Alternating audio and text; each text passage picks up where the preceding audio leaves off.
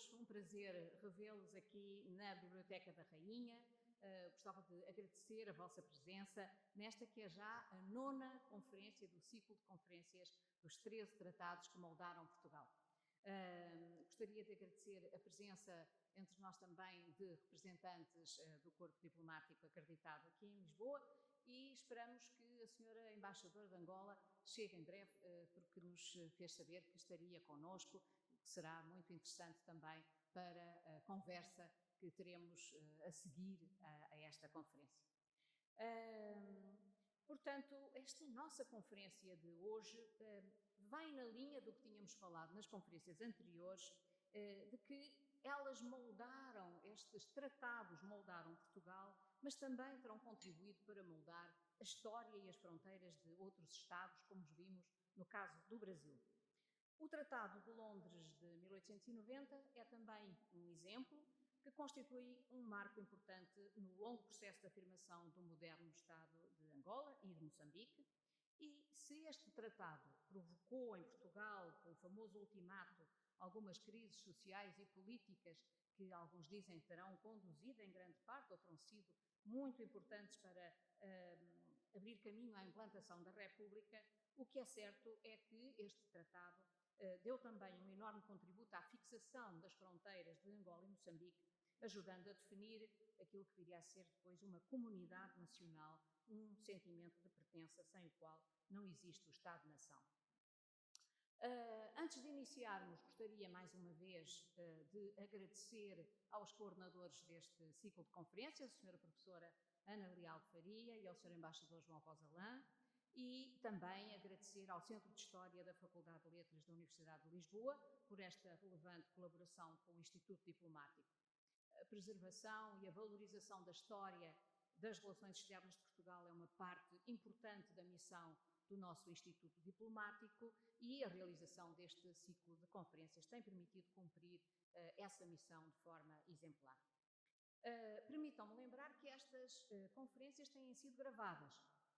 As gravações estão disponíveis no canal do YouTube do Instituto Diplomático, podem ter acesso a elas, e o número de visualizações de cada uma delas ultrapassa já bastante a lotação desta sala. Portanto, é muito agradável e muito bom ver a sala cheia, mas é muito bom saber também que, graças às novas tecnologias, estas conferências têm tido uma audiência bastante mais extensa. Mais importante ainda dizer-vos que estas conferências dos 13 tratados ficarão acessíveis a futuros investigadores e interessados, e isso é importante para quem quer trabalhar sobre estas temáticas, seja na perspectiva histórica, seja na perspectiva das relações diplomáticas. E estamos já no último trimestre de 2024, o Instituto está a preparar o seu plano de atividades para 2025 e estou certa de que encontraremos outras formas de articular colaborações, seja com o Centro e com a Faculdade de Letras, seja com outros centros de História que possamos vir a colaborar. Finalmente, e mais importante do que tudo isto, agradeço a presença e o contributo que o Sr. Professor Dr. José Miguel Sárdica, orador desta conferência de hoje. Muito obrigada por estar conosco aqui. O professor Dr. José Miguel Sárdica é historiador e professor na Faculdade de Ciências Humanas da Universidade Católica e é também diretor adjunto do Programa Interuniversitário de Doutoramento em História. A história portuguesa e internacional dos séculos XIX e XX têm sido as suas áreas de investigação e de docência, mas, muito melhor do que eu, a senhora professora Ana Leal de Faria fará a apresentação do currículo do nosso convidado de hoje. Muito obrigada, Sr. Professor, por estar connosco. Aguardamos com muito interesse a sua intervenção. Querida professora Ana Leal de Faria, the floor is yours. Obrigada. Muito obrigada, Sra. Embaixadora. Serei rápida, serei breve. A Sra. Embaixadora disse já o principal e, tal como o Sr. Embaixador já o fez, queria reiterar os nossos agradecimentos ao professor José Miguel Sárdica por ter aceito o nosso convite e dar as boas-vindas a todos os presentes. Dizer, e pegando então na sua deixa, digamos, que as áreas de investigação e docência do professor José Miguel Serrica são a história portuguesa e a história internacional dos séculos XIX e XX, nos campos político, institucional, cultural, intelectual e da comunicação e jornalismo. Tem apresentado conferências e comunicações em eventos científicos nacionais e internacionais, como seria de esperar qualquer universitário que se preze, em Espanha, em França, Itália, Bélgica, Alemanha, Grã-Bretanha, nos Estados Unidos também, e é autor de vários capítulos de livros e de artigos académicos, com várias obras publicadas sobre diferentes temas da história portuguesa contemporânea, e começava pela mais completa biografia que temos do Duque de Ávila e Boana, que foi, porventura, o político português mais importante da segunda metade do século XIX e que foi o tema da sua tese de doutoramento.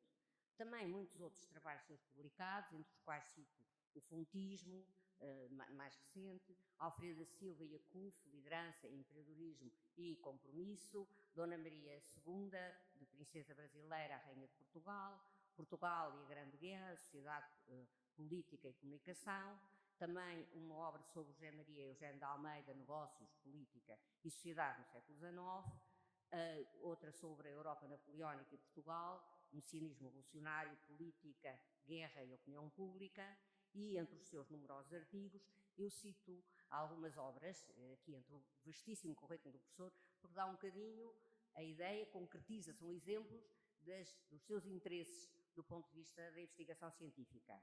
A europeização da Península e os novos iberismos, Portugal e a Espanha, 1986-1996, a morte de Franco e do franquismo nos relatórios da Embaixada Portuguesa em Madrid, estudos ibéricos e história ibérica, passado, presente e futuro, a sombra do outro, a Guerra Civil de Espanha e o refúgio do nacionalismo português hispanófono, fronteira inexpugnável, a hispanofobia de Franco Nogueira entre o Estado Novo e a democracia, crise e queda da monarquia liberal portuguesa, o povo e o poder, violência política e social em Portugal, da crise da monarquia constitucional às origens do Estado Novo, o legado histórico de Leão XIII e da encíclica Rerum Novarum, e muitos capítulos, ou pelo menos 3 capítulos, na obra Os Primeiros Ministros de Portugal, um sobre o Duque de Ávila, outro sobre o Duque de Terceira e o terceiro sobre o primeiro-ministro Pedro Passos Coelho.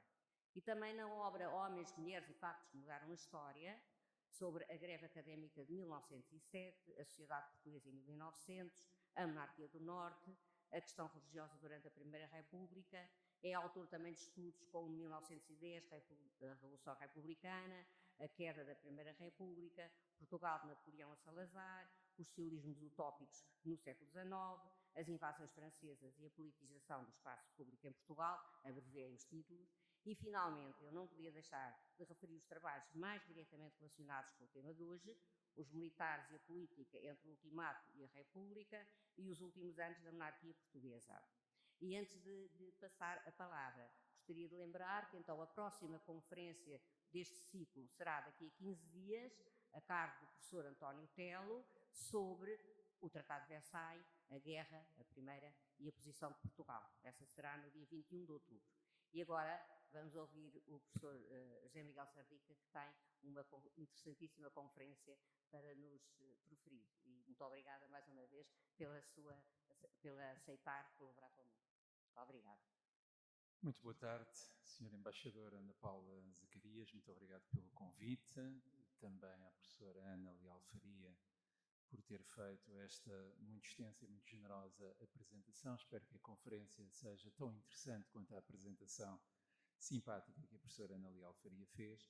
Agradecer-lhe muito o convite para estar aqui nesta iniciativa do Centro de Estudos de História da Universidade de Lisboa e, evidentemente, também o Sr. Embaixador João Rosalã, que é co-orientador ou co-organizador deste ciclo de conferências, e saudar também todo o público. Agradecer muito que neste fim de tarde aqui tenham vindo ouvir-me sobre um dos convénios, um dos acordos que também moldaram o país desde Zamora até a União Europeia, é esse o ciclo de conferências. Eu vou acompanhar a minha exposição, espero não ultrapassar muito os 45 minutos e alguns segundos, os segundos são os da apresentação agora, com um PowerPoint que achei que torna a coisa mais visível, com alguns mapas, com algumas citações-chave e, sobretudo, recorrendo às imagens que a imprensa satírica, em particular Rafael Bordal Pinheiro, na altura, portanto em 1890-91, foram apresentando ao público uma visão muito negativa daquilo que eram as negociações luso-britânicas. Porque, de facto, é um convênio que coloca sobre a mesa também a questão da aliança inglesa. E a questão da aliança inglesa é um dado estrutural da nossa história, desde o século XIV até hoje em dia. Ela continua em vigor, apesar da nossa multilateralidade europeia ter vindo a reduzir um bocadinho a bilateralidade com a Inglaterra. Ora, o nosso país viveu, a partir de finais de 800 do século XIX, as incertezas políticas de uma monarquia constitucional afligida por vários sobressaltos internos, pela cada vez maior oposição do republicanismo e pelas incertezas em torno de um legado colonial em que muitos interesses alheios rivalizavam com os nossos e de cuja consolidação parecia depender o futuro do país. E por isso, a época do Scramble for Africa, como também é conhecido, que dominou as últimas décadas do século XIX, foi o tempo da reconfiguração da África lusa, por entre inúmeras dificuldades, para um último grande ciclo imperial, o africano, depois dos ciclos do Oriente e do Brasil. Essa nova África nasceu de um biénio muito específico, 1890-91, e entrecruzou-se, como eu dizia, com a questão da aliança luso-britânica.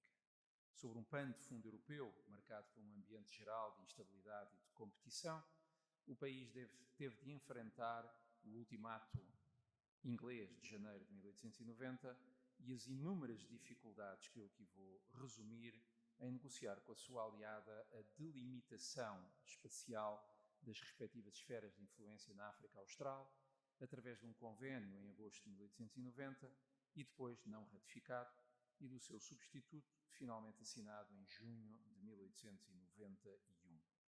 O ultimato e as negociações de 90-91 quase fizeram da mais bela amizade diplomática da história lusa uma espécie de pérfida Albion, era assim que era referida à Inglaterra, tanto mais emocionalmente julgada e denunciada quanto a ligação de Lisboa a Londres era funda na história de ambos os países. No entanto, e esse é o meu argumento central, foi aquele instrumento, assinado em 1891, que deu à África o contorno geral fronteiriço com que ela chegaria a 1975, ao mesmo tempo que serviu de solução para um violento braço de ferro entre Lisboa e Londres e de garante de uma nova era nas relações bilaterais entre os velhos aliados.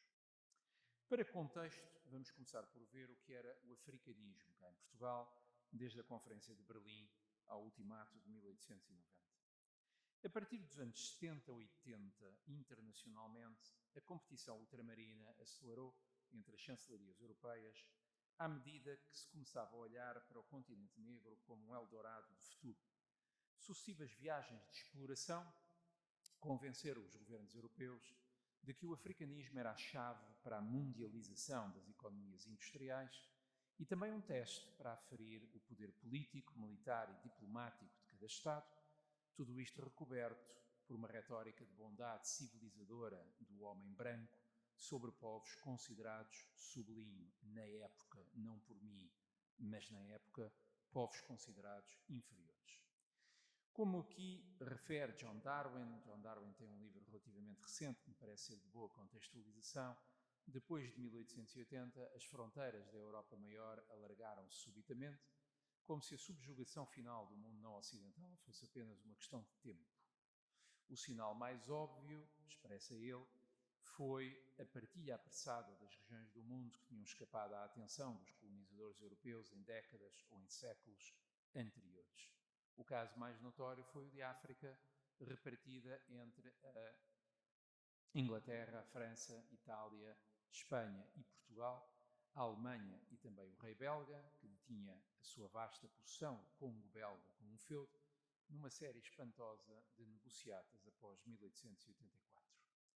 Ora, o crescente interesse europeu pelo continente africano soou como um alarme na opinião esclarecida e na opinião pública despertando o país do marasmo colonial das décadas anteriores.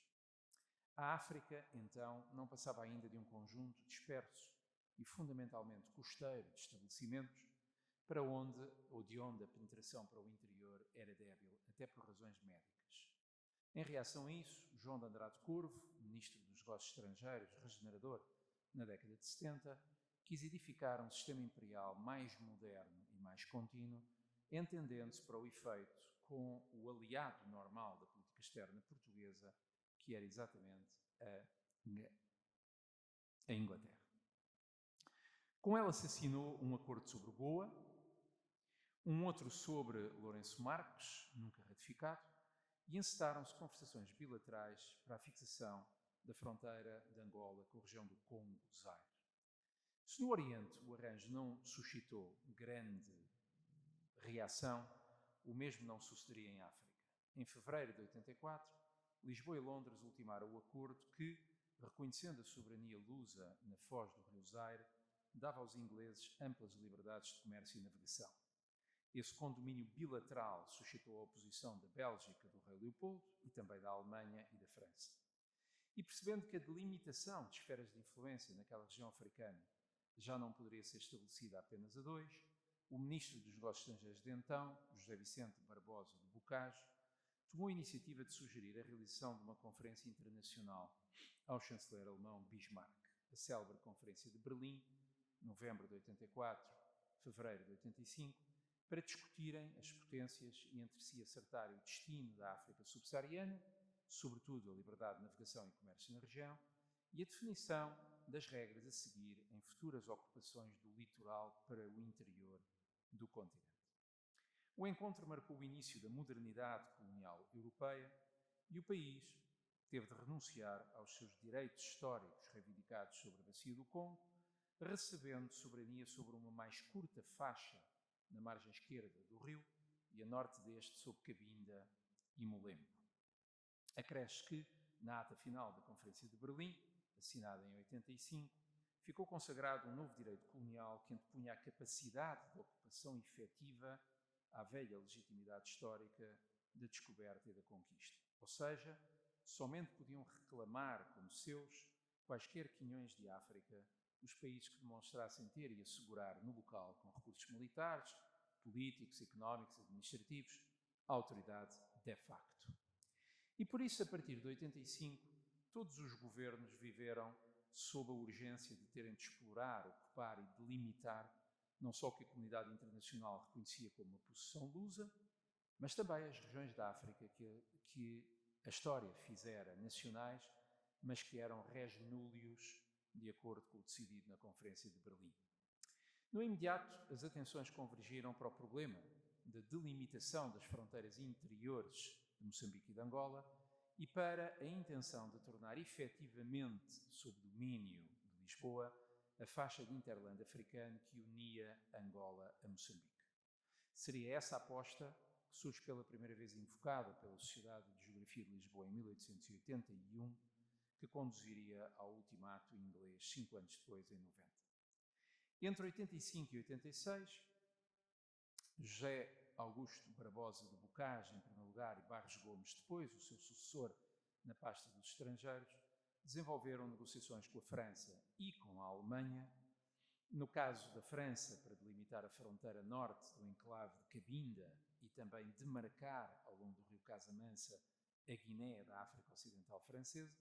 E no caso da convenção com a Alemanha, os limites do sul de Angola com a futura Namíbia e do norte de Moçambique com a África Oriental Alemã. E em anexo às convenções luso-francesa e luso-alemã de 1886, Lisboa obteve dos dois o reconhecimento de uma esfera de influência portuguesa no hinterland entre Angola e Moçambique. E em acordo ou em anexo aos dois mapas, às duas convenções, surgia então o mapa colorindo a cor-de-rosa a faixa horizontal africana de Angola à contracosta. Ali tem o mapa, tal como foi reproduzido na imprensa em 1890 e estilizado num livro muito interessante, pouco conhecido, mas muito importante para este tema, que é o livro do historiador Charles Noel, The Rose-Colored Map. O mapa cor-de-rosa foi divulgado, digamos assim, em junho de 87, quando as duas convenções foram ratificadas nas Cortes. Os mais ambiciosos não se mostravam, no entanto, muito satisfeitos, porque parecia que só a Alemanha, e talvez também a França, ganhava algo de palpável em troca do reconhecimento ou de um eventual apoio a Lisboa nas suas intenções de ocupar a região centro-africana. A isto se chamava a germanização da política externa de Barros Gomes. A ideia não era renegar a aliança com a Inglaterra, mas minorar a exclusividade que muitos tomavam como excessiva dependência dessa ligação, contando Lisboa que tanto a Alemanha como a França estariam dispostas a apoiar as intenções lusas contra uma eventual reação de Londres, porque o ponto era precisamente este. O mapa cor-de-rosa reivindicava zonas adjacentes, mas não pertencentes à real soberania lusa, também cobiçadas pela Inglaterra, em particular pelos interesses sediados na colónia do Cabo. E, portanto, por referência à geografia futura, o que estava em causa era a parte sul do Congo, a Zâmbia, o Zimbábue e o Malawi. Ali só havia como entidades reconhecidas os chamados povos Macololos e Machonas, no Alto Chire, e na Matebelândia, que era a zona interior de Moçambique, que tinham no passado declarado a sua vassalagem a Lisboa. Em todo o caso, a referida germanização de Barros Gomes era arriscada e suscitaria avaliações negativas em alguma historiografia. A partir de finais de 86, na senda das viagens já feitas por Serpa Pinto ou por Roberto Ivans, aceleraram-se outras missões exploratórias e operações de colunas militares na zona do mapa cor-de-rosa, destinadas a vassalizar régulas locais e a comprovar ao mundo que Lisboa tinha direito a reclamar a zona como sua. E, em reação, logo a partir do verão de 1887, o governo inglês, esfiado por Lord Salisbury, começou a enviar para Lisboa reclamações contra as movimentações lusas entre Angola e Moçambique, manifestando-se desfavorável às convenções assinadas por Barros Gomes, dado que a área reclamada no mapa cor-de-rosa compreendia quase toda a bacia do Zambeze e as margens do lago Nyassa até ao rio Rovuma, lá em cima, onde já havia implantação inglesa, por exemplo, junto da comunidade dos Matabeles, no sudoeste do futuro Zimbábue. Salisbury não era exatamente um entusiasta pela expansão em África, mas era um líder conservador, cioso do sentido imperial inglês sobre o mundo, e era conhecido por minimizar o que rotulava serem os, estou a citá-lo, argumentos arqueológicos apresentados por Lisboa. E por detrás de Lord Salisbury movia-se sobretudo Sir Cecil Rhodes, um aventureiro que se estabelecera como acionista de várias companhias de exploração de ouro na África do Sul, antes de vir a ter a sua própria companhia majestática. Ora, Cecil Rhodes também tinha o seu mapa mental, e o seu mapa mental visava um domínio vertical no continente africano que uniria um dia o Cabo ao Cairo, Alexandria. E por isso não só as repúblicas boas, como a zona do mapa cor-de-rosa, senão mesmo grande parte de Moçambique, deveria cair na área de influência inglesa. Nos finais de 87, Barros Gomes respondeu às reclamações de Lord Salisbury, dizendo que não queria abrir com a sua aliada qualquer conflito, mas em março de 89, Salisbury voltou a insistir, enviando o cônsul inglês em Moçambique, Harry Johnston, a Lisboa, para conversar com Barros Gomes.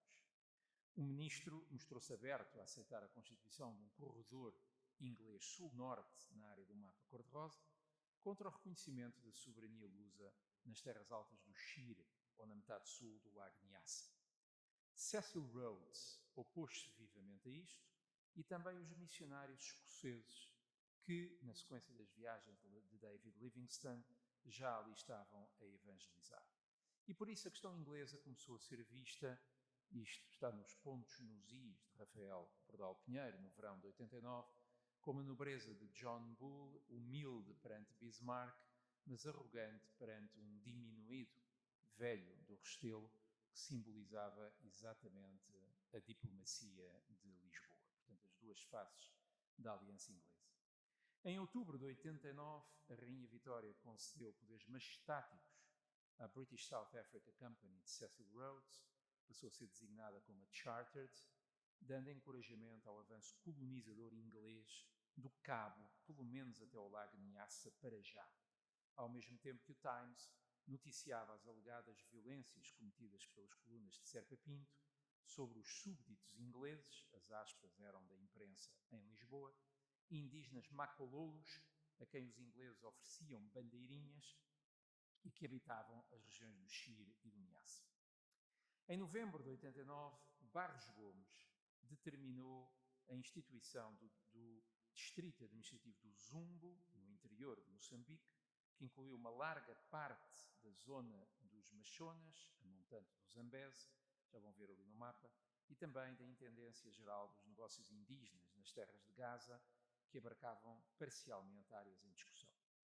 A 21 de novembro, chegou ao Ministério dos Negócios Estrangeiros uma reclamação do Foreign Office, invocando o acordo assinado com o rei Lobengula, o chefe dos Matabeles, que alegadamente teria recebido a vassalagem dos Machonas e dos Macololos. Barros Gomes manteve-se inativo durante um mês, enquanto recolhia informações das colunas de Serpa Pinto, e só a 20 de dezembro respondeu ao Foreign Office, minimizando as ações de Serpa Pinto, reservando-se o direito exclusivo de as apreciar e, ao mesmo tempo, invocando o artigo 12º da Ata da Conferência de Berlim, que sugeria ao governo inglês a submissão do diferendo em África à arbitragem ou mediação internacional. Em reação, Salisbury deu ordens para montar um aparato bélico contra o seu aliado, num clássico caso de diplomacia de canhoeira. Um possível bloqueio a Lisboa com a esquadra de Gibraltar, um possível bloqueio da Ilha da Madeira com barcos ingleses a aportarem a Las Palmas e um barco de guerra inglês que ancorou em Cabo Verde, talvez para vir a bloquear a Ilha de São Vicente. A 2 de janeiro de 90, o governo inglês voltou a insistir, junto da Embaixada em Londres, que era imperioso Barros Gomes mandar recuar Serpa Pinto da zona. Em despacho de 8 desse mês, Barros Gomes retorquiu, negando os intuitos agressivos de Serpa Pinto e voltou a invocar o artigo 12º da Ata da Conferência de Berlim, sugerindo arbitragem internacional. Salisbury considerou estarem esgotadas as vias de conversação e, na manhã do dia 11 de janeiro de 1890, o embaixador inglês em Lisboa, George Petrie, entregou a Barros Gomes a nota diplomática que passou à história como ultimato e que tem ali resumido. O texto era curto, violento nos termos e ameaçador quanto ao que poderia seguir-se.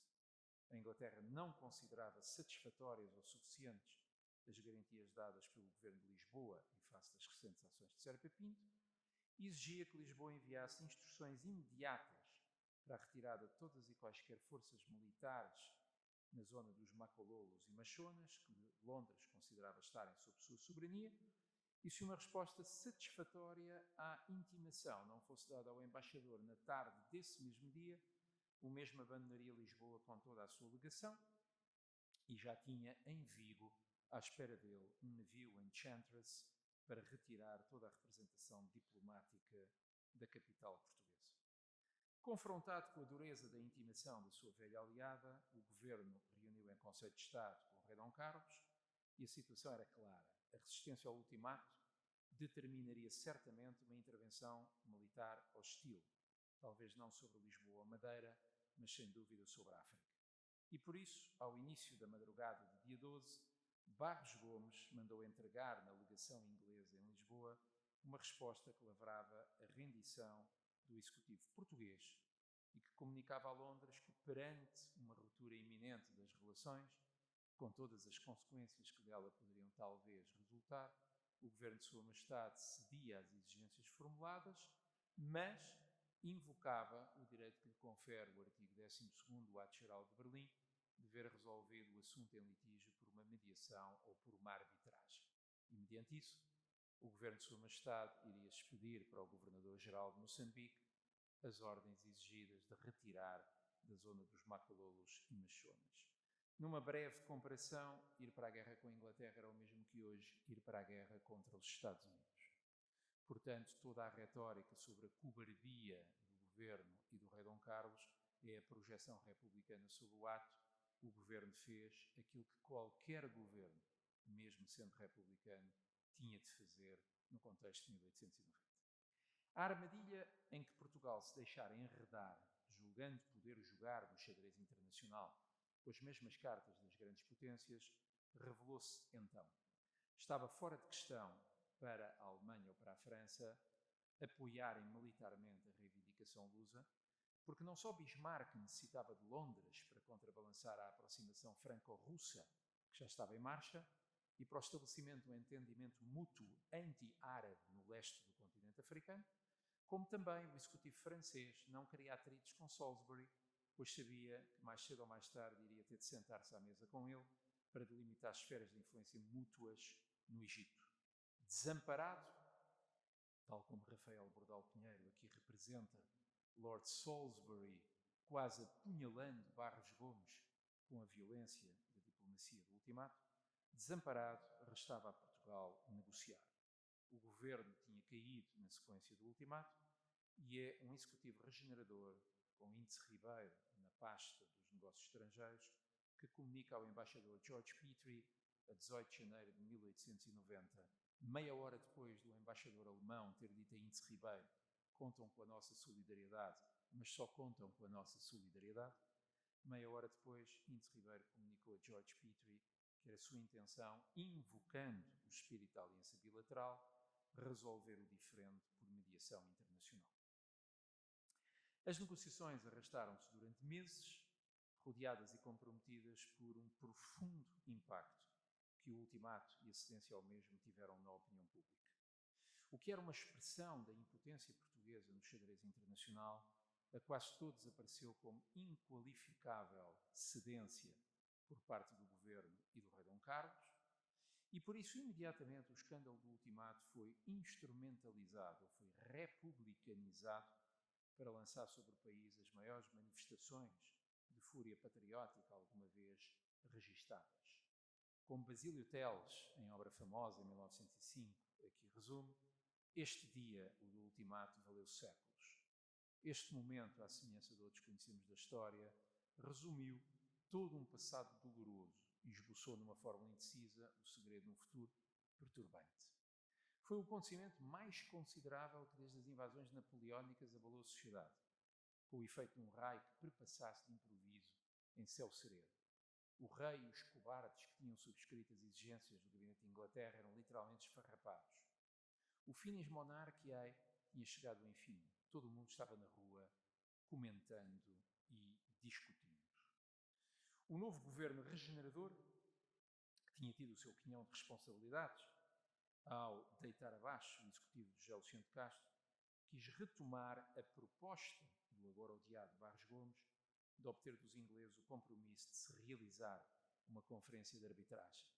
Mas Salisbury recusou-a terminantemente e, perante a intransigência inglesa, Lisboa compreendeu que teria de submeter-se a penosas negociações bilaterais desenvolvidas ao longo de meses entre vários escolhos, desde a pressão imperialista e expansionista de Cecil Rhodes, que nada queria ceder, à vozearia dos partidos da oposição e da imprensa em Lisboa, puramente destrutiva, argumentando que era urgente resolver o braço de ferro com a Inglaterra, mas que a assinatura de qualquer acordo seria mais uma vexatória cedência. E aqui vem a visão republicana.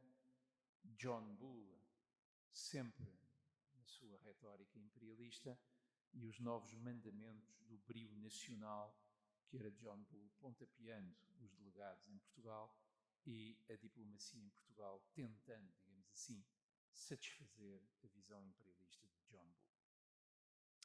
Só a 2 de agosto de 90, Salisbury enviou a Augusto Barjona de Freitas, o ministro enviado a Londres para a negociação do acordo, os termos e condições ad referendum a serem ratificados pelas Cortes. O texto foi sendo retocado para, finalmente, com data de 20 de agosto de 1890, se assinar a convenção que deveria pôr termo às divergências coloniais entre os dois governos. Resumidamente, no texto de agosto de 90, Londres reconhecia a Lisboa soberania sobre parte da zona de Manica, sobre áreas nas margens do Niassa, no Alto Zambeze e no sudeste de Angola, bem como a existência de uma faixa com cerca de 20 milhas na margem norte do Zambeze, de ligação entre Angola e Moçambique, que Portugal poderia usar para estabelecer comunicações viárias ou ferroviárias entre as duas possessões. Já a Inglaterra ficaria com a soberania sobre a região do Shire até ao Zambeze e estatuía-se a cláusula de que o governo inglês teria sempre de dar consentimento prévio a qualquer opção que o governo luso viesse a tomar com vista à alienação de territórios a sul do Zambeze. Era um acordo que estabelecia um compromisso possível, mas mal foi conhecido em Lisboa, no final de agosto, suscitou uma nova onda de profunda contestação. Isto é, o Rafael Bordal Pinheiro substituindo a estátua de Dom José pela estátua da Rainha Vitória, e também o Garrote Vil, que era Barjona de Freitas e Índice Ribeiro, ajudando Lord Salisbury a enforcar, digamos assim, a diplomacia lusa com o texto, digamos assim, ratificado a 20 de agosto. Acontece que ele tinha de ser, como digo, aprovado pelas Cortes, e em setembro de 1890, quando o ministro Índice Ribeiro o apresentou para a ratificação, ele foi ruidosamente chumbado, não só pela oposição nas Cortes, mas também pela força da opinião pública, numa cegueira partidária que impediu que se constatasse o óbvio. É que ele permitia, com explícito reconhecimento inglês, cumprir parcialmente o plano do mapa cor-de-rosa, autorizando uma ligação, o tal corredor de ligação, entre Angola e Moçambique, que era uma cópia daquilo que 2 meses antes a Inglaterra e a Alemanha tinham acordado na Namíbia, na famosa faixa de Caprivi, 450 quilómetros que prolongavam a Namíbia até à comunicação com o rio Zambeze, para garantir que a colónia alemã não tinha de contornar o cabo e podia ir pelo Zambeze até o Oceano Índico. Portanto, a diplomacia inglesa pegou na solução Heligoland de Zanzibar, que tinha aplicado com a Alemanha 2 meses antes, e ofereceu-a à diplomacia em Portugal, mas a vozearia parlamentar impediu que se percebesse isso. Demitido o governo Serpa, Dom Carlos precisou de quase 1 mês para formar um novo executivo, liderado pelo general João Crisóstomo de Abreu e Sousa. Em Londres, Salisbury desesperava com as delongas lusas, e na África Austral, de olho no hinterland moçambicano, Cecil Rhodes declarava ruidosamente a sua terminante recusa em aceitar quaisquer dos termos. Reparem como Cecil Rhodes comentava a situação. It is a disgraceful treaty, and I will have nothing to do with it. I shall go on fighting, and I have not the slightest intention of giving way to the Portuguese. I am now occupying Manica, and I do not think that even you, ele estava a falar para o cônsul inglês em Moçambique, Harry Johnston, not even you and the Portuguese combined will turn me out. The least I can ask you to do is to repair the mischief you have done by getting the Portuguese treaty dropped. Ou seja, Rhodes estava para lá da própria diplomacia de Lord Salisbury, tentando criar uma espécie de dinâmica de factos consumados. Em outubro de 1890, percebendo que Cecil Rhodes era uma direta ameaça, o governo em Portugal conseguiu assinar com a Inglaterra um modus vivendi temporário, com duração de 6 meses, até maio de 91, nos termos do qual Portugal abria à Inglaterra a navegação nos rios Zambeze e Shire, e ambos os países comprometiam-se, enquanto não se resolvesse a questão, a não ocupar qualquer das zonas remanescentes em litígio. Logo a imprensa disse que o modus vivendi era, na verdade, um modus moriendi, era uma maneira de Moçambique e de Angola morrerem a prazo nas mãos dos ingleses, e a campanha de Rafael Bordal Pinheiro continuou, retratando a Inglaterra como um biltre em que a força é mais importante do que o direito, e ali vem, a imagem é muito conhecida, John Bull com um tiro certeiro num velho do Restelo, um Dom Carlos assustado que ali abana, e atrás dele Lord Salisbury, esperando que o imperialismo inglês levasse a sua avante no que tocava a retalhar Angola e Moçambique. Foi então, na sequência do modus vivendi, que Cecil Rhodes decidiu cumprir o que já anunciara na carta a Sir Harry Johnston e passou à ação. Os filibusteiros, o termo era usado pela imprensa em Portugal, da sua British South Africa Company, entraram nas zonas moçambicanas de Sofala e Manica, detiveram Paiva de Andrade e Manuel António de Sousa, amotinaram comunidades na Beira contra a autoridade lusa. Em resposta, Caldas Xavier avançou sobre os ingleses em Massequece, uma povoação que estava na zona portuguesa. E confrontado com estes factos, Salisbury lavava as mãos das agressões de Rhodes, recordando ao embaixador Augusto Barjona de Freitas em Londres e depois a Soveral que fora Portugal a chumbar o acordo de 1890. E nessa altura, muitos dos setores mais opositores da opinião pública compreenderam que o país precisava urgentemente de outro acordo. Nos primeiros meses de 1891, viveu-se em Portugal o pânico em relação ao que Cecil Rhodes poderia estar a fazer ou a preparar-se para fazer em África. Por isso, nos meados de janeiro, o novo Ministro dos Negócios Estrangeiros, que substituía Índice, José Augusto Barbosa do Bocage, enviou para Londres uma primeira proposta de linhas territoriais para o futuro acordo. O mapa não se compreende muito bem, mas já vão ver o resultado final. Aquilo tem várias letras, A, B, C, D, E. Eram umas linhas que entre abril e maio de 1891 a diplomacia em Portugal e a diplomacia inglesa ia fazendo avançar. Portanto, alargando um bocadinho as linhas, contraindo um bocadinho as linhas, na delimitação, sobretudo, da fronteira interior de Moçambique. Ora, este novo convênio e estas linhas foram ratificadas finalmente entre Sobral e Salisbury e enviadas para Lisboa a 28 de maio de 1891. O ambiente político reinante em Portugal em 1891 já mudara.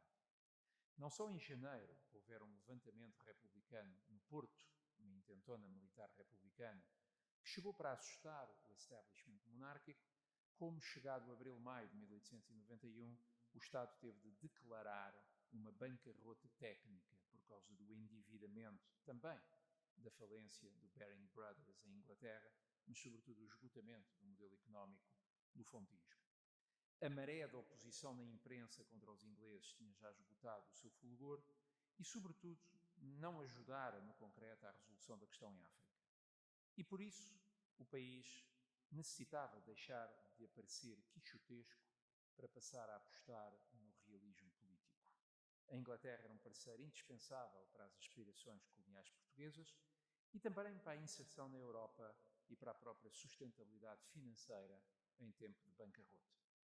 Além de que, por detrás da Inglaterra, a própria Alemanha, secundada pela França e até pela Rússia, exerceram algum esforço para que o diferendo luso-inglês tivesse uma solução.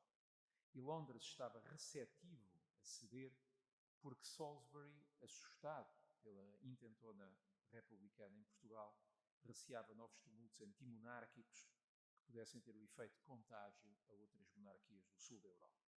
Todo este contexto deu o mote à aceitação e ratificação, desta vez, do acordado em Londres em maio de 1891.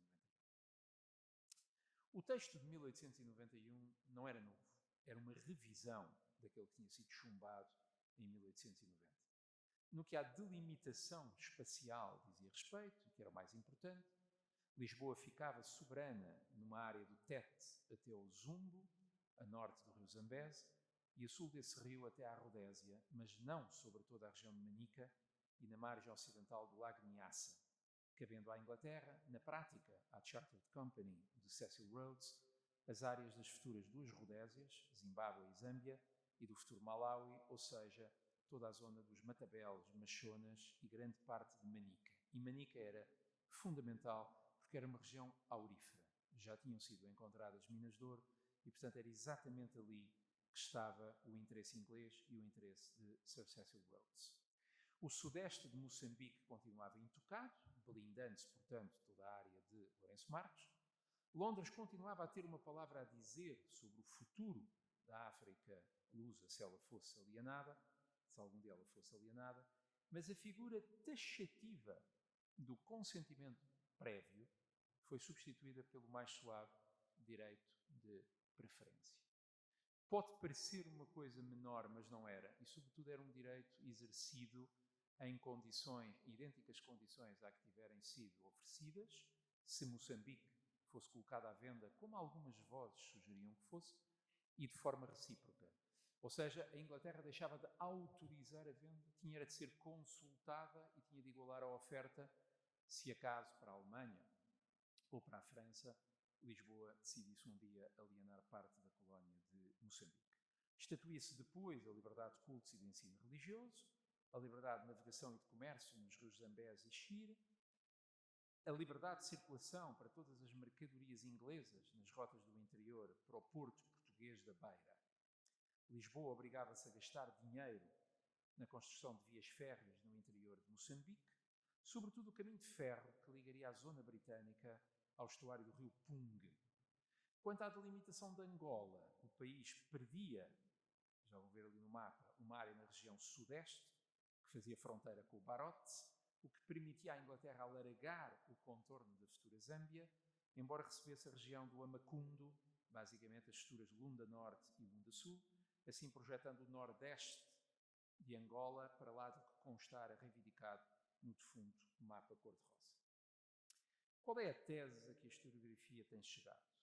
É que, se nós compararmos os mapas, isto é um mapa feito em 1947, era preciso aumentá-lo para se compreender, mas estão a ver ali a zona, não sei se isto tem, estão a ver ali a zona do teto, não dá para apontar, do teto ao zoom, portanto aquele retângulo com as linhas escuras. Esse foi o ganho de 90 para 91, mas em troca perde-se de 90 para 91 a zona de Manica, que é aquele retângulo cinzento mais para baixo, a zona do Barote Sangolano, que é aquele retângulo cinzento no interior de Angola, e sobretudo o corredor, que é aquela linha escura, que era oferecido pela Inglaterra em 1890 e que era uma réstia do mapa cor-de-rosa, desaparecia definitivamente, não dá sobre o ecrã, desaparecia definitivamente da ligação.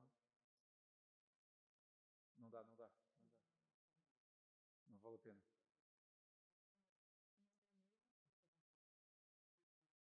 Não, agora tirou-me, foi, peraí. Tenho de voltar aqui ao...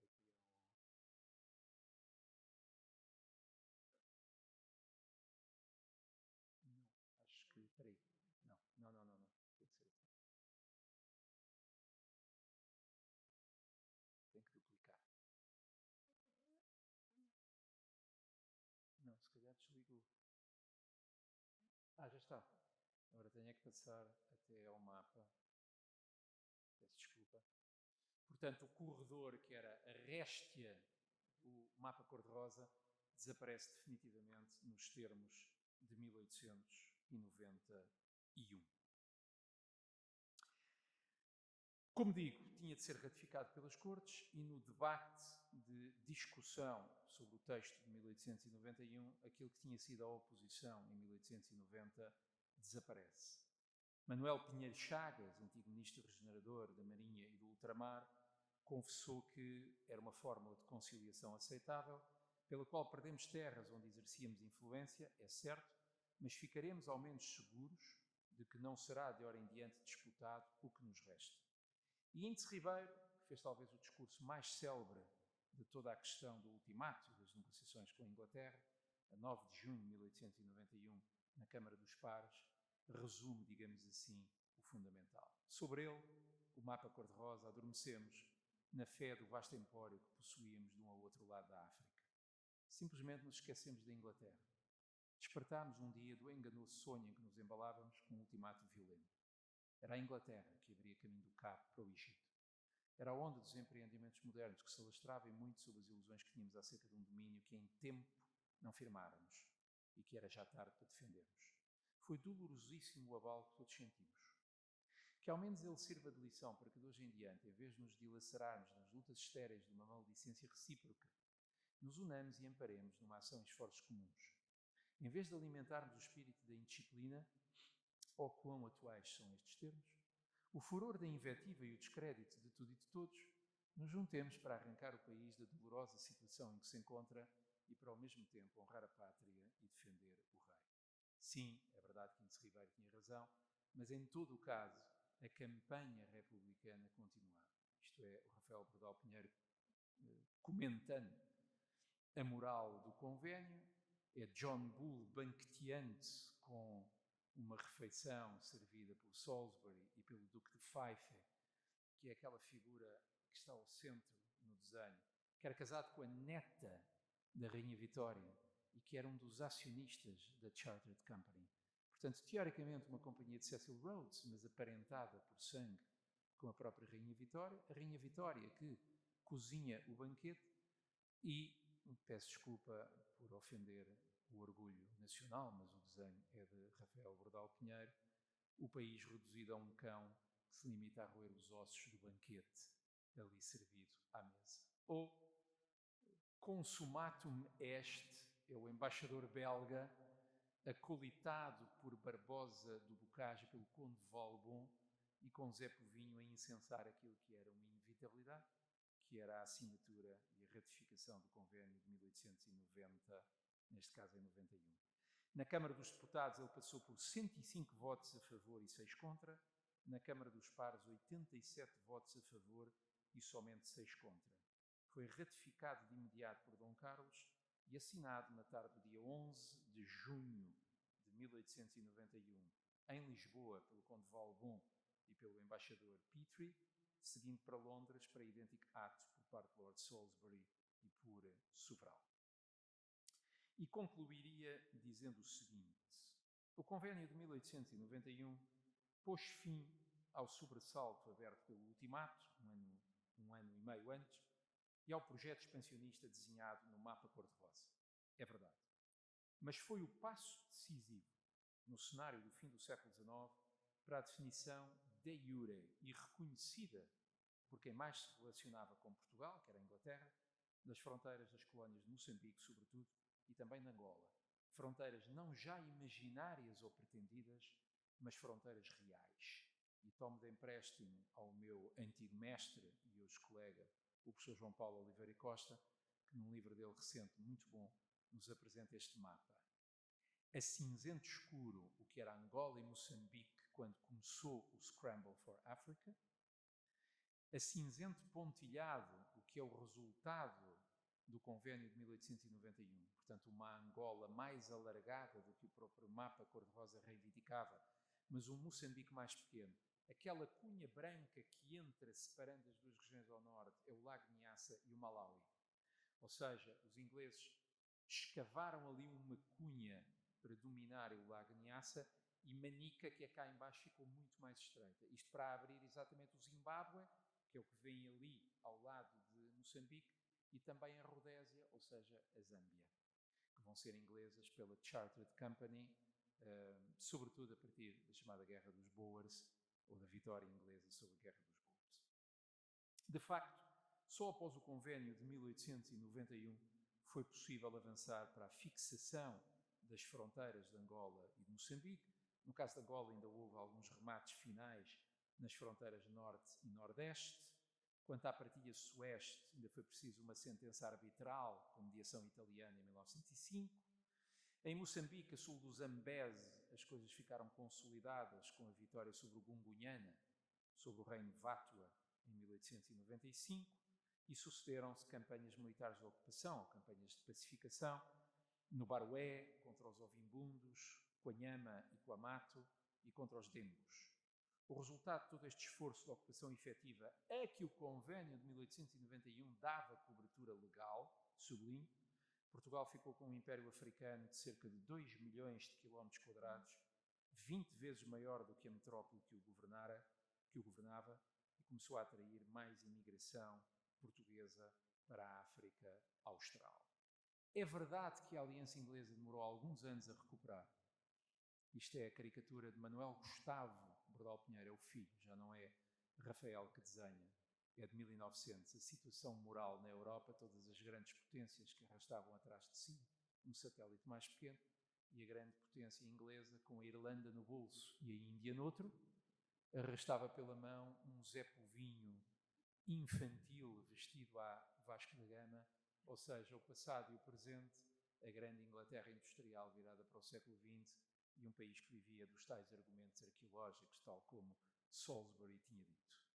E fecharia dizendo só o seguinte, e a conclusão, enfim, é de dois historiadores, mas eles convergem. O meu colega Pedro Aires Oliveira resume bem o paradoxo. E o paradoxo, apesar de tudo, é um ganho. É verdade que o convênio de 91 era pior do que o chumbado em 90, mas ofereceu um reconhecimento internacional aparentemente inequívoco a duas vastas possessões, Angola e Moçambique, onde a soberania portuguesa permanecia confinada a partes das respectivas faixas costeiras e escassas zonas de interland. Era o eixo Luanda-Mbaca e era o eixo Lourenço Marques a sul e depois para a Beira e para o rio Rovuma. Ou diz o Charles Noel, que é um inglês, por isso é que o livro é interessante. The rose-colored map men had made their great effort and failed, yet not altogether failed, as they gave their country a substantial African empire destined to last through most of the 20th century. E de facto, a delimitação de Angola e Moçambique, reparem, isto são os instrumentos diplomáticos todos em sequência. Não ratificado o Lourenço Marques, não ratificado o Conde Zaire, a Conferência de Berlim, convenções luso-francesa e luso-alemã, o ultimato, o texto não ratificado em agosto de 90, o modus vivendi, que enfim resolvia as coisas apenas por 6 meses, e finalmente a delimitação de Moçambique e Angola, 11 de junho de 1891. Ainda haveria depois, se calhar nas questões isto vai surgir, um acordo secreto anglo-germânico em agosto de 98 para a potencial partilha entre a Inglaterra e a Alemanha das colónias portuguesas, contrariado pela declaração secreta de Windsor em outubro de 1899. Peço desculpas, cedi-me em 5 minutos. Muito obrigado pela vossa atenção e talvez nas perguntas surja mais.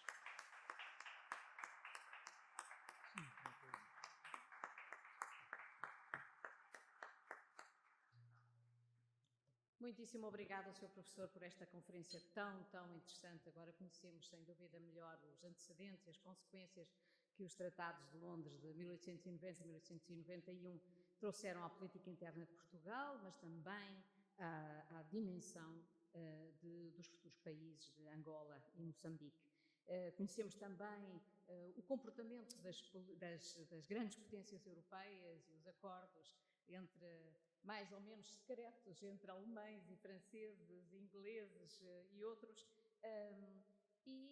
podemos agora passar, sem dúvida, à fase das perguntas. Queria agradecer também o sentido de humor com que nos brindou nesta análise histórica tão interessante.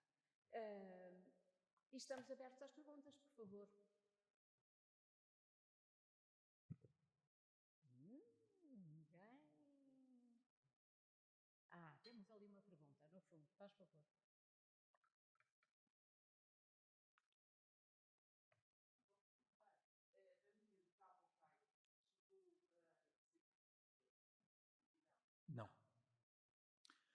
Não, porque permaneceu sempre na região dos lagos, chamada África Oriental da Alemanha. Portanto, o Quénia em inglês, digamos assim, confrontava com o Tanganica alemão. E, portanto, nunca chegou a ser construída a via férrea para a qual Cecil Rhodes chegou a levantar financiamento. Os bancos em Inglaterra estavam dispostos a avançar, mas ela nunca foi construída. E, entretanto, o que é que acontece? Após a Primeira Guerra Mundial, quando a Alemanha perde as suas colónias, ainda há a reivindicação de que finalmente a Inglaterra pudesse construir esse eixo do Cabo ao Cairo, mas, entretanto, já a França tinha blindado aquela região da África e, portanto, nunca mais a expansão da África subsaariana francesa para leste, digamos assim, fora que a própria Itália estava a instalar-se na zona oriental do continente, em África. Cecil Rhodes morre no princípio do século XX sem nunca ter visto o seu sonho, aquele desenho do Cabo ao Cairo, dele com um pé no Cabo e outro no Cairo, nunca se concretizou efetivamente, mas era de facto, é isso que norteia, por exemplo, a guerra anglo-boer. Em grande parte não é uma guerra tão alimentada pelo governo inglês, é uma guerra em que a diplomacia de Londres se vê arrastada pela colónia do Cabo.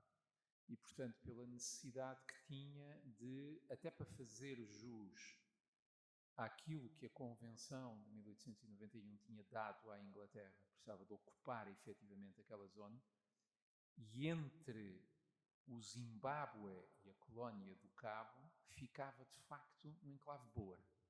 E por isso o raio de Jameson em 1895 é a abertura das hostilidades, mas sabia-se que mais cedo ou mais tarde haveria uma grande guerra na África Austral, que era a guerra entre a maior potência colonial da África Austral, a Inglaterra, e os Boers.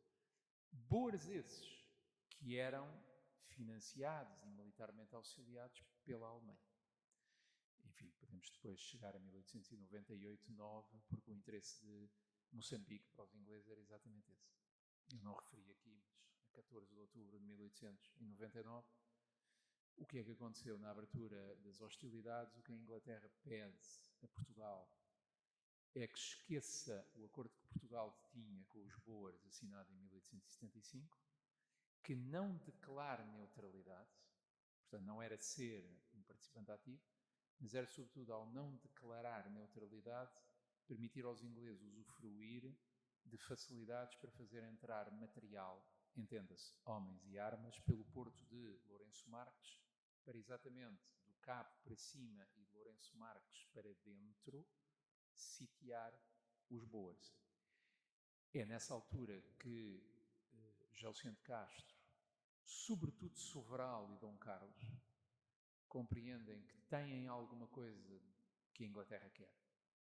E, portanto, é a altura em que, sobretudo Sobral, digamos que convence Dom Carlos a exigir dos ingleses uma garantia por escrito, porque nunca se sabia o que é que poderia acontecer, uma garantia por escrito de que a velha aliança de 1641, 42, portanto, os artigos que obrigavam a Inglaterra a defender a integridade do Império Luso com reciprocidade, eram colocados novamente por escrito, e daí a declaração secreta do Windsor. E secreta porquê?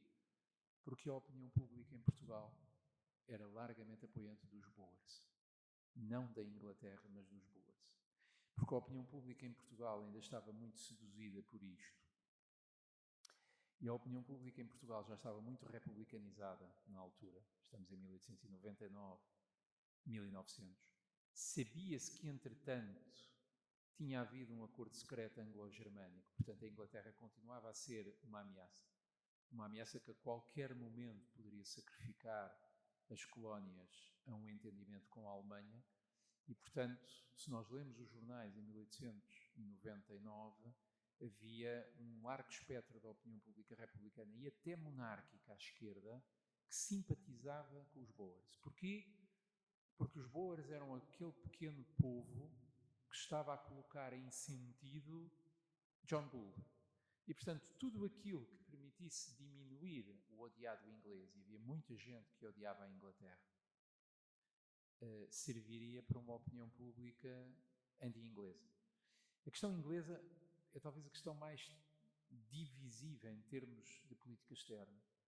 E é, ao fim e ao cabo, a colisão entre o idealismo e o realismo. Não era possível manter o Império em África contra a Inglaterra. E, portanto, desde a cedência do ultimato até à dificuldade de negociar fronteiras, até a uma inequívoca vitória diplomática que nunca foi assim reconhecida e que é aquilo que a história hoje registra, é que o resultado foi positivo para a manutenção imperial. Não vou discutir, e compreenderão porque é que eu digo isto, não vou discutir se Portugal deveria ter continuado a ter um império ou não até 1975, não é isso que está aqui em causa. Para a opinião pública portuguesa, e sobretudo para uma opinião pública portuguesa, para quem as colónias eram fundamentais, os republicanos nunca perceberam a contradição em que caíam, em querer fazer campanha contra a Inglaterra, mas ao mesmo tempo em apresentarem-se à opinião pública como os grandes depositários de uma sacralização do Império que foi republicanizada a partir de 1890. Porque se há uma coisa que uniu monarquia, república e Estado Novo, deve ser a única, é o Império. Ou seja, a inegociabilidade do Império. E nós, de facto, não conseguimos compreender toda a retórica africanista do Estado Novo, se não se perceber que este império tinha nascido de um sobressalto nacional, de um sofrimento coletivo, de uma negociação arrancada a ferros. E, portanto, na mente dos governadores gerais da República, Norton de Matos, por exemplo, na mente de um Salazar, até muito tarde, o império é inegociável porque o império custou um sobressalto nacionalista, custou a monarquia em Portugal. Em grande parte a monarquia vai cair porque nunca mais conseguiu recuperar deste escândalo. Foi um escândalo, como digo, muito instrumentalizado pelos republicanos. Quando Dom Carlos, justiça lhe seja feita, a opinião é minha, mas creio que compartilhada por muitos outros autores, Dom Carlos fez a única coisa que era possível fazer a um chefe de Estado em Portugal em 1890, que era ceder imediatamente no ultimato, tentar levar a questão para arbitragem internacional, ao que Salisbury dizia: eu não quero a arbitragem internacional porque para mim o assunto está arrumado. Para mim aquela zona é inglesa. E ele também, reparem, mesmo que Salisbury quisesse enverdar pela diplomacia, ele tinha Cecil Rhodes em África a dizer-lhe nem pensar. E, portanto, há aqui uma espécie de choque de imperialismos, que é o imperialismo da colónia do Cabo e o imperialismo inglês. Mesmo quando o imperialismo londrino dizia, não, vamos sentar-nos à mesa, porque também precisamos de Lourenço Marques, também precisamos que Portugal mantenha Moçambique e Angola como uma espécie de satélite da África inglesa. O grande pânico para Salisbury era, se nós não lhes oferecemos uma saída, Portugal pode encostar diplomaticamente à França ou à Alemanha. E isso para Londres era impensável. O problema de Salisbury é que ele tinha atrás dele Sir Cecil Rhodes, e viram os termos com que Cecil Rhodes escrevia ao cônsul Harry Johnston: nem pensar, não quero acordo nenhum, para mim aquilo é tudo para ocupar, os Boers é para vencer. E se tivesse vingado o plano de Cecil Rhodes, provavelmente não era apenas Manica e o Zimbábue que seriam ingleses, a tentação para intervir em Moçambique para Lourenço Marques, porque reparem que aquilo embaixo estreita, portanto é mais fácil chegar à costa na parte sul do que na parte norte, que tem a zona interior, tem o Lago Nyassa e depois tem toda aquela fatia até ao rio Rovuma, era muito mais fácil, e daí que a declaração de Windsor, depois confirmada em 1904, Dom Carlos é, aliás, muito claro, eu não citei aqui, mas quando a esquadra inglesa visita Lisboa em 1900, em parte este desenho é uma reação a isso, lá vêm os ingleses outra vez, Dom Carlos recebe como amigo a esquadra inglesa e diz uma coisa que é absolutamente central. Todos os governos em Portugal não podem nunca perder de vista que Portugal pode estar de mal com o mundo, menos com o Brasil e com a Inglaterra. Ponto final. Dom Carlos, 1900. Não sei se respondi à sua pergunta, mas... O Brasil e a Inglaterra. Muito obrigada. Temos mais uma pergunta, por favor. Sim. Tenho a convicção, não sei se é correta ou errada, de que a participação de Portugal na Primeira Guerra Mundial também teve esse aspecto em conta, nomeadamente porque me parece que um ganho territorial que Portugal teve, embora ridículo, fosse Kionga. Kionga, sim. A outra questão... Que tinha sido ocupada pela Alemanha. Exato. Também relacionada com isso é o facto do Porto Lourenço Marques, mesmo, enfim, com pressões britânicas, segundo creio, continua a servir os interesses dos Boers, porque a outra possibilidade para lá chegar seria através do sudoeste africano, mas isso implicava uma travessia do deserto e Sim. seria extremamente complicado. Não sei se poderá desenvolver estes aspectos. Obrigado. Em relação ao acordo secreto anglo-germânico, agosto de 1898, isto conta-se de uma forma muito resumida. Bancarrota em Portugal em 1891. Durante 2 ou 3 anos, o que Portugal tentou fazer foi renegociar a sua dívida externa. Quem nos emprestava era, sobretudo, o Bank Baring Brothers inglês, que, como é sabido, faliu em 1891, ou pelo menos abriu falência técnica também em 91, o Baring Brothers suspendeu a política de empréstimos. A França emprestava alguma coisa, mas não contava ainda muito. O que Portugal vai tentar fazer, Dias Ferreira, a partir de 1892, é renegociar a dívida. É verdade que, do ponto de vista tanto agrário como industrial, há alguma recuperação económica interna a partir de 1892, 93, mas a situação das finanças públicas em Portugal continuava muito incerta ao longo dos anos 90. Não sei se os senhores sabem que, declaradas ou escondidas, Portugal teve, de acordo com o meu colega Luciano Amaral, que fez a conta, Portugal teve 14 bancas rotas declaradas ou escondidas desde 1821 até 2011, 2010, 2011. Esta era apenas mais uma, salvo seja, em 14. Mas era uma bancarrota que levava a quê? Levava a que Portugal tivesse de, anualmente, andar a bater à porta de ingleses, de alemães, de franceses, para que emprestassem para aquele ano. Ou seja, o Orçamento de Estado era muito feito por emissão de dívida, e essa emissão de dívida era coberta anualmente por acionistas ou por compradores de títulos franceses, ingleses ou alemães. Em 1897, a Alemanha aproximou-se da Inglaterra para sugerir um negócio, o Conde de Hatzfeld e o Lord Salisbury. Os dois emprestariam a Portugal, com exclusão de todos os outros, porque a Alemanha estava a temer a tal expansão francesa sobre os lagos, e os ingleses também queriam empurrar a França para norte, ou seja, não deixar que a França...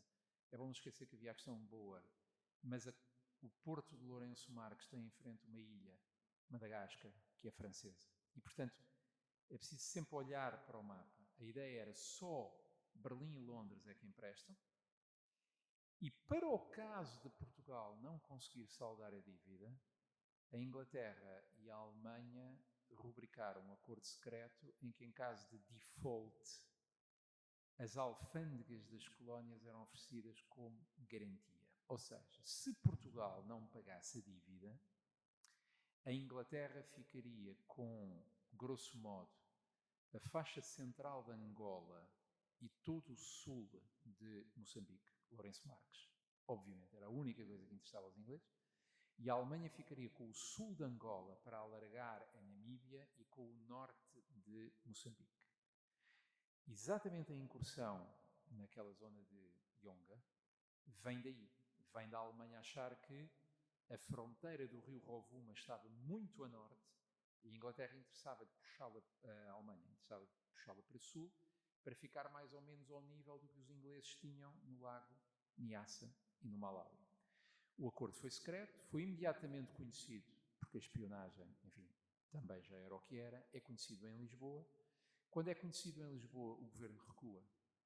E, sobretudo, vai resolver temporariamente a situação financeira, porque assim que em França se sabe deste acordo, são os franceses que vêm a Lisboa dizendo: o que vocês necessitarem nós emprestamos. Não precisam de se entender com os ingleses e com os alemães, porque a França abre uma linha de empréstimos para Portugal e, portanto, de repente, toda a gente queria emprestar dinheiro a Portugal.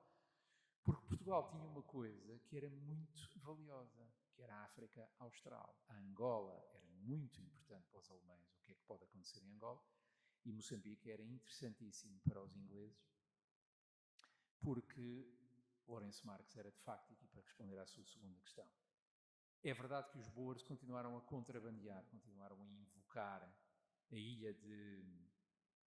Eu agora esqueci-me, a ilha que está mesmo à entrada... Inhaca. Estava a pensar em Ambaca, mas Ambaca é em Angola. A ilha de Inhaca era uma espécie de Porto Franco mal policiado, por onde contrabando boer e também contrabando inglês passa. Os boers continuaram a ser alimentados. Porque, reparem, o governo português faz jogo duplo. Ao mesmo tempo que se entendia com os ingleses, dizendo: nós não declaramos a neutralidade, vocês podem utilizar Lourenço Marques, também não queria fechar a porta de colaboração com os boers, porque pensava: se são os boers que ganham a guerra, o sul de Moçambique está sob ameaça de uma expansão boer. Portanto, a diplomacia em Portugal também jogou com os dois campos, porque não sabia, não era claro, em 1899, se seriam os ingleses a vencer a guerra, porque atrás dos boers estavam os alemães. Portanto, a questão nem era tanto a resistência militar boer por si, é que os alemães começaram a financiar e começaram a armar claramente a resistência boer, apesar de tudo, não conseguiram vencer a guerra, mas os alemães estavam onde estavam os boers, naquele xadrez em que onde quer que houvesse um anti-inglês estavam os alemães, onde quer que houvesse um apoiante da Inglaterra, como era Moçambique, estaria evidentemente a diplomacia portuguesa. Só uma última nota, o acordo tornou-se letra morta, mas a partir de 1912, finais de 1912, Inglaterra e Alemanha voltam a conversar exatamente nos mesmos termos, e desta vez o que vai salvar Portugal é que entretanto chega à guerra, no verão de 1914, e portanto o tal acordo secreto entre Londres e Berlim para, eventualmente, dividir entre si as colónias de Portugal, ficou letra morta. Aliás, Portugal vai, desculpem-me, mas não resisto, Portugal vai para Angola rapidamente e em força em 1914 por causa disto. Porque temia que, se não tivesse uma presença militar desde o princípio da Primeira Guerra no sul de Angola, e daí o desastre de Naulila, os alemães teriam carta branca para entrar pelo sul. Depois a participação na Guerra Europeia é uma outra coisa. Mas a participação portuguesa na Primeira Guerra Mundial em África era absolutamente consensual. O que vai dividir a opinião pública é a Flandres, não é Angola. Portanto, ninguém disse rapidamente para Angola, rapidamente e em força, mas o espírito em Portugal era exatamente esse. Até porque os alemães eram os que ocupavam Kionga e Moçambique, e, portanto, há uma espécie de pânico anti-germânico no sul de Angola e também no norte de Moçambique. Quando a Alemanha perde, a partir daí sim, então é possível fazer os alemães recuar. Desculpem-me, meti aqui vários assuntos. Sim. Se a Alemanha tem ganho a guerra, não sabemos que Moçambique é que resultava. Mas provavelmente até à beira, toda aquela zona ficaria sob ocupação alemã, ou pelo menos um Moçambique muito mais pequeno.